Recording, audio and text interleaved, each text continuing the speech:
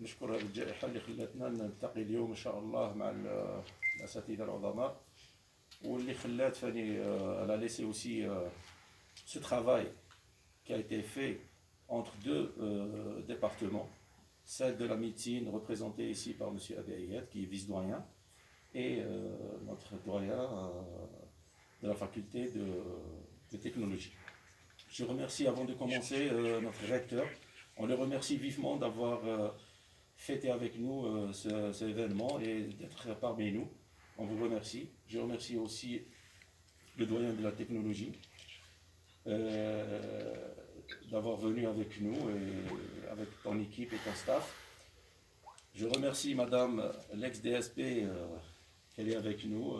Donc, elle s'est donnée à fond depuis l'événement et c'est grâce à elle peut-être qu'on a pu réaliser ce travail. Sans oublier M. Mazounis, donc on était ses invités dans ce Covid. Il nous a facilité presque toutes les tâches. L'ouverture des services imminents comme la chirurgie A, qui appartient à la professeure Aberiyad, qui m'a dit dès le début, il nous a donné les clés. Ce n'était pas facile, au dépend de certains malades, comme il a dit monsieur le recteur. Donc tout le monde, vous voyez que tout le monde a participé avec le peu qu'il pouvait. الجمعية الدور تاعها أنها elle a regroupé ces facteurs pour faire face à ce phénomène qui était nouveau pour nous, cette pandémie. Donc on sait qu'elle est mondialement connue et il y avait beaucoup de nouveautés dans la prise en charge de cette épidémie. Et c'est pour ça on a réalisé ce travail. Je voulais le partager avec vous pour dire qu'est-ce qu'on a fait durant ce Covid.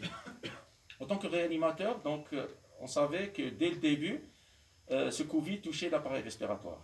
D'où là, elle a fait appel à tous les réanimateurs faire face à cette détresse respiratoire qui est post-covidique, post-atteinte respiratoire. Donc, comme j'ai dit, c'est un travail qui a été fait entre deux facs. C'est l'apport de la CPAP dans la détresse. La CPAP, c'est une comparaison entre l'apport de la ventilation non invasive par rapport à la ventilation invasive, comme il a dit. باستعمال الجهاز التنفسي عن طريق l'intubation. On plaçait un tuyau dans les poumons. C'était la méthode classique, on faisait avant. Mais ce Covid il nous a montré qu'il n'est pas aussi, c'est pas la même, donc la prise en charge elle n'est pas aussi de la même manière que on prenait les détresses respiratoires avant. On a travaillé sur cette technologie, donc c'est qui est la CPAP. Le problème de la CPAP, c'est qu'elle existait depuis des années. C'est un monsieur qui s'appelait Boussignac. Il vient de mourir, il est décédé, ça fait presque un mois. Donc il a apporté cette valve de Boussignac et on travaillait depuis des années. On va commencer de l'histoire dès le début. Notre histoire, ça a commencé depuis que le Covid a commencé à Tlemcen. Il fallait choisir un endroit. L'endroit, il a été désigné par tous les praticiens et ainsi que notre autorité qui était là. Donc, on a choisi Remchi. On s'est donné le paquet. Donc, on a libéré Remchi. On est tous descendus à Remchi et on commence à récolter tous les appareils respiratoires. Et c'est ça que كل جهاز تاع التنفسي اللي existe. C'était les instructions du monsieur le ministre. أي جهاز تنفس يوجد في الولاية, il faut le réquisitionner. Et on a pu ramener une vingtaine de machines de respiration. Parce qu'on s'attendait au pire. On disait que la pandémie va devenir mondiale. En Italie, on trouvait qu'il y avait des milliers de morts. Aux États-Unis, dans les pays d'Inde. On s'est dit peut-être avec une vingtaine, on peut y arriver. Et c'était à Remchi, on est descendu et alhamdoulilah, on a pu équiper, regarder. Donc c'est ce qu'on appelle les lits de réa. Un lit de réa, c'est quoi? Ça veut dire un lit de réa, c'est pas un lit, c'est un lit avec tous les accessoires qu'on pouvait avoir pour assister à une réanimation d'une détresse respiratoire post-Covid. C'était l'histoire, le début. On va parler des statistiques. C'est pas mes statistiques, j'ai fait exprès, donc j'ai dit c'est les statistiques des épidémiologues, c'est le professeur Mugenni, Madame Hnaoui, je tiens à les remercier. Donc, quand vous voyez, donc l'image elle est un peu floue, le nombre de nos malades c'était 612 malades, répartis entre le CHU de Tlemcen et le PH Remchi. C'est un peu flou, donc la majorité de la prise en charge de nos malades, c'était au niveau du CHU. soit dans 72% de malades au CHU de Tlemcen, par rapport à 28% qui étaient déjà pris à Remchi. Parlons un peu donc CHU, on va comparer la prise en charge qui a été faite au CHU par rapport à la prise en charge qui a été faite à Remchi. La qualité d'un travail, il est, comment dirais-je, le dénominateur principal, c'est le décès, le mot, surtout l'INH.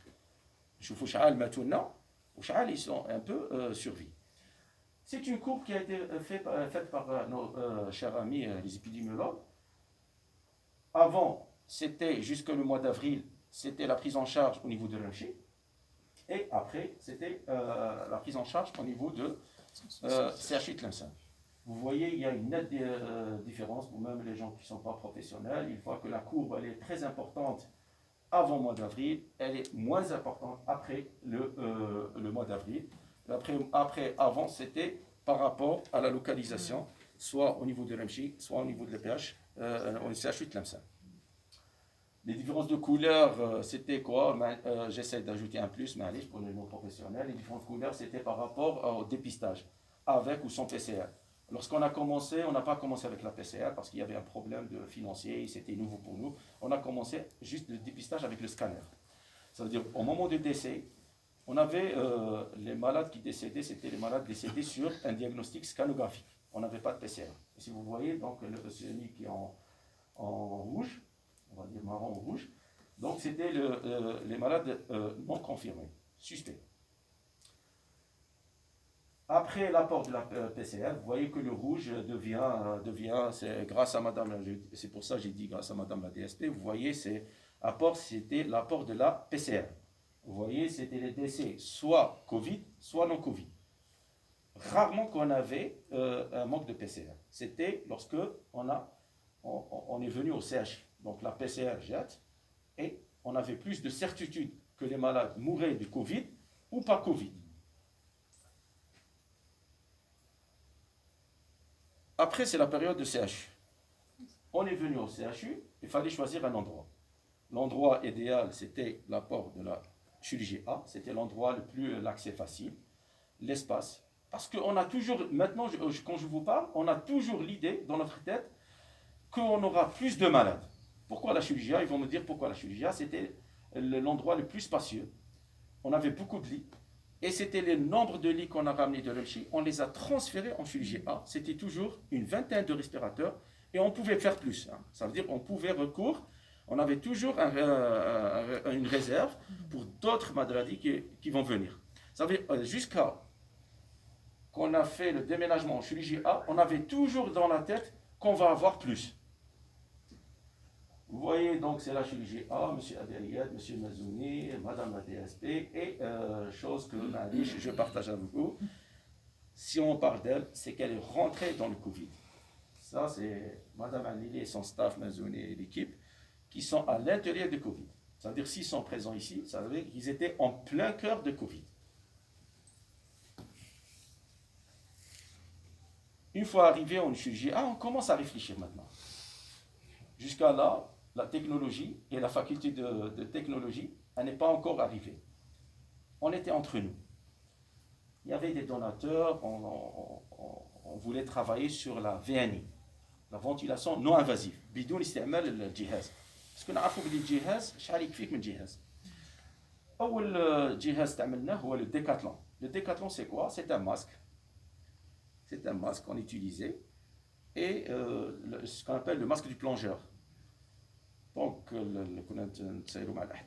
tu places le masque, tu mets ton respirateur et tu as un malade qui respire normalement. Ça a commencé l'idée de la ventilation non invasive.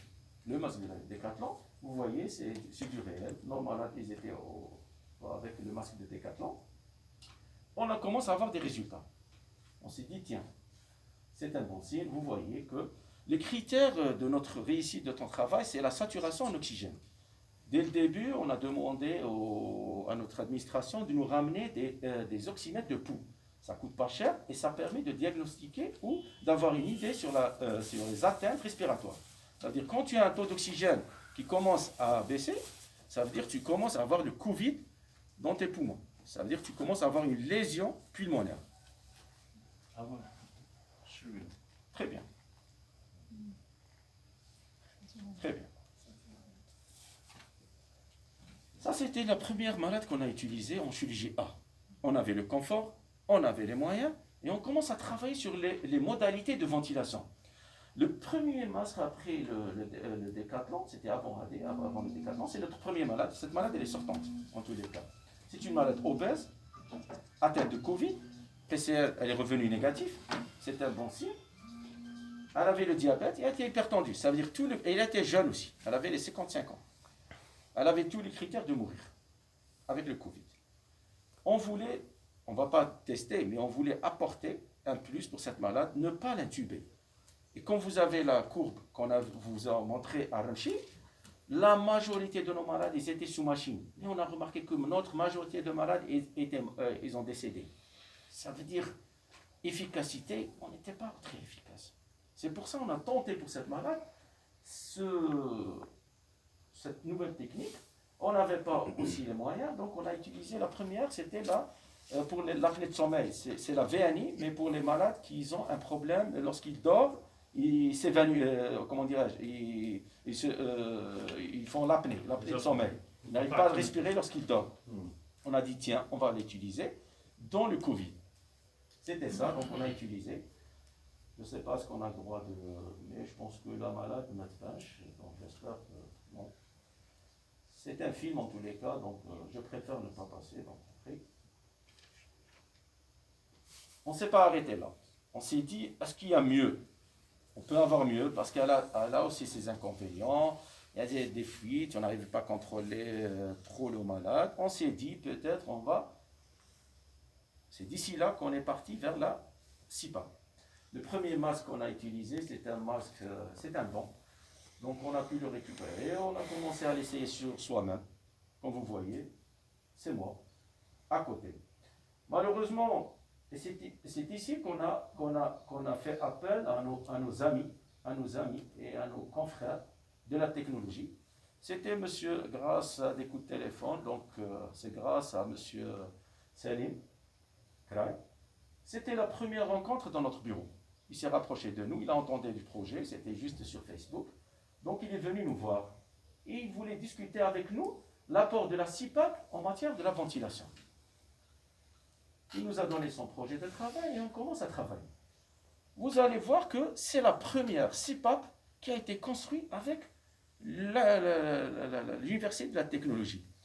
Donc, ils ont travaillé sur le même modèle de la CPAP. On n'est pas encore arrivé à M. Boussignac. Hein? On est purement local. Il a conçu pour moi cette petite valve que vous voyez en noir. Désolé pour la qualité d'image. La petite valve qui est là. Et on a essayé de l'adapter. Très bien, en rouge. Elle est en rouge, en couleur. On a essayé de l'adapter sur le masque qu'on avait. Avec le même principe de la ventilation non invasive. On était en chirurgie A. Il me l'a remis, on va pratiquer. Très bien. Dans n'importe quel travail, il y a des vrais, il y a du faux, il y a du haut et des bas, il y a l'échec, il y a la réussite aussi. Je suis sorti, j'ai dit à M. Salim, non, c'est pas réussi. Désolé, il faut critiquer. Je ne suis pas là pour te dire, ok, je l'ai essayé moi-même, ça n'a pas marché, j'ai retiré, je suis passé à l'ancien modèle. On est sorti, on est dit, ça ne marche pas. Après, il a fait des études, il a trouvé qu'elle avait quelques problèmes. Il a avoué. Après, il y avait la deuxième étape, c'est apporter la CPAP de Boussignac. Mais le problème, elle est trop critiquée dans le Covid, comme j'ai dit dans la première fois. La CPAP en elle-même et la Boussignac en elle-même, elle était une contre-indication dans l'apport du Covid. Ce n'est pas moi qui le dis, c'était presque tout le monde. On a travaillé là-dessus. Qu'est-ce qu'on peut apporter pour qu'elle ne soit pas critiquable? Donc, on a parlé que le problème, il était dans la contamination. Parce que c'est un modèle qui travaillait avec une pression, ou avec une jet ventilation, ça veut dire qu'il y avait une turbulence qui apportait de l'oxygène avec une vitesse et un apport important. Donc, le risque, c'est quoi? C'est la contamination des autres malades. Ce n'était pas un problème parce qu'on regroupait les Covid, mais c'était pour le personnel. On a pensé, on a travaillé, donc c'était la première rencontre. Et il fallait de l'aide. L'aide, on l'a trouvé في الجمعية. Et c'est là qu'on a trouvé M. Ferdi, qui est venu, qui nous a donné donc, cette CIPAC, que je remercie. C'est grâce à eux, sinon on n'aurait jamais cette occasion de parler sur la CIPAC, parce qu'elle n'existait pas. Tout le monde cherchait cette CIPAC, donc on n'avait pas. Même le délégué en lui-même, on lui a contacté, il n'avait pas. Je ne sais pas où est-ce qu'il a ramené. C'était la première rencontre, voilà. Je l'ai montré à M. Ferdi, Ferdi m'a ramené. Là, il commence à voir comment apporter le plus. Et vous voyez, on ne se voyait pas dans un bureau, on se voyait dehors. La première image, c'était la modification qu'on a apportée pour cette CIPAC. Regardez, on a apporté deux choses importantes. Il fallait porter le filtre. Mais le filtre ne s'adapte pas. Il fallait apporter comment vous appelez, un petit gadget qui assure donc comment dirais-je, l'apport de filtre sur notre masque.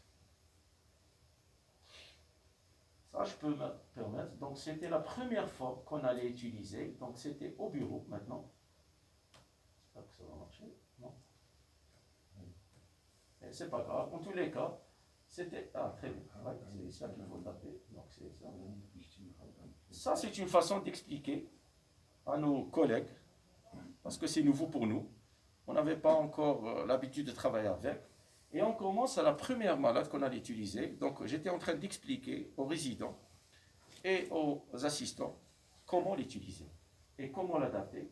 Vous voyez le manomètre, c'est celui qui règle la pression de votre malade. Vous voyez le filtre, et vous voyez la sonde de Boussignac. C'est ça le plus important. On ne s'est pas arrêté ici. Vous voyez le filtre, il est adapté à comment dire, un raccord. Le raccord, il était aussi long. N'importe quelle technique, elle est critiquable.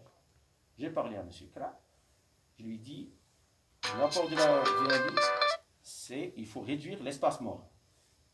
Pour les professionnels, l'espace mort, c'est celui qui ventile, mais ne participe pas à la respiration. Qu'est-ce qu'il a fait? Donc, on est revenu sur la technique et on a essayé de l'améliorer en réduisant l'espace mort. Ça veut dire le tuyau qui était long, on a essayé, et il a essayé, monsieur Sali, de le réduire par une petite vanne. Ça veut dire, entre le départ de l'oxygène et l'arrivée de l'oxygène chez le malade, l'espace, il était très très réduit.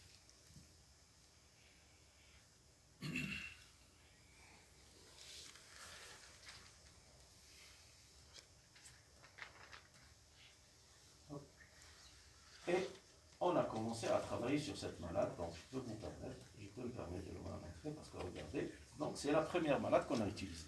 Ces deux malades sont sortis. Voilà, vous voyez, elle était à 69, on commence à travailler sur 69, c'est trop bas pour un malade, hein. Ça veut dire vraiment l'apport d'oxygène, il était vraiment à cette malade. À cette aspiro2, il fallait intuber les malades. Quand vous voyez moins de 80, classiquement, ce qu'on utilisait, à 80, on intubait le malade. Maintenant, vous voyez à 68, on n'a pas encore intubé, et vous voyez après, donc, on va voir. Donc, vous voyez, c'était un malade. Après, très bien. Vous voyez l'évolution. Elle est passée à 88, et de 88, elle est passée à 99. Ces malades qui y sont sortis. Ce n'est pas nombreux, comme il a dit notre ami, mais l'essentiel, ils sont sortis. La période après la chirurgie A, quel est l'avantage de cette CIPAC aussi? Qu'est-ce qu'elle nous a apporté de plus? L'apport qu'elle nous a apporté, c'était premièrement, elle nous a rassurés premièrement. Et c'était cet apport de CIPAC qui a réduit le nombre de malades ventilés, qui a réduit le séjour en réanimation, qui a réduit le nombre de malades en réanimation.